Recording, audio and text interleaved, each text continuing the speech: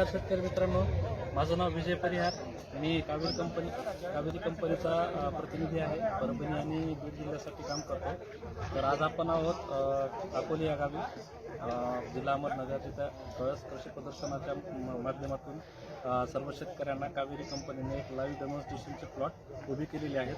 तर आज आपण आहोत कावेरीच्या सुपरगंधा या प्लॉटमध्ये. या प्लॉटचे काही मी तुम्हाला खासियत सांगतो, काही वैशिष्ट्य सांगतो या वाहनाचे. तर हे वाहन आपलं आहे, जे आता सध्याच्या घडीला हे वाहन आहे 57 दिवस झालेले त्या वाहनाला.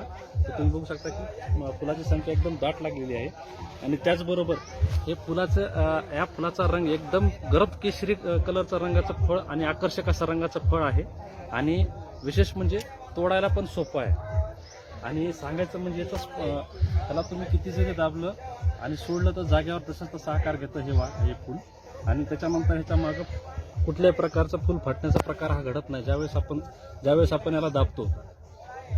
म्हणजे याच्यातून एक निष्पन्न होतं किंवा आपण ज्यावेळेस लांबच्या ट्रान्सपोर्टेशनसाठी हे जर वाहन पाठवलं तर तुम्हाला कुठल्याही प्रकारचं फुल डॅमेज होण्याचा प्रकार याच्यात घडत नाही. आणि सर्व शेतकऱ्यांना मी असं सांगू इच्छितो की तुम्ही कावेरी कंपनीचं जर वाहन करत असाल, हे सुपरगंधा वाहन, तर पावसाळ्यात जर वाहन करत असाल तर ह्याची खासियत अशी की ज्यावेळेस पाऊस पडतो तर आपल्या फुलाचा फमनेस इतका जबरदस्त आहे, कॉम्पॅक्टनेस इतका जबरदस्त आहे की याच्यामध्ये कुठल्याही प्रकारच्या पावसाचं पाणी जात नाही, जेणेकरून तुमचं फूल हे चढत नाही. तर हा बी प्रकार पण आपल्या ह्याच्यात घडत नाही आपल्या वाहनामध्ये. आणि त्याचबरोबर रोगाच्या बाबतीत जर बोलायला गेलं तर रोग प्रतिकार क्षमता पण इतकी जबरदस्त आहे या वाहनाची. आज या वाहनाला 58 दिवस झालेले आहेत या वाहनासाठी. तर अजून कुठल्याही प्रकारचा रोग दिसत नाही. आणि फुटव्यांची संख्या जर बघितली तर फुटव्यांची संख्या ही दाट आहे.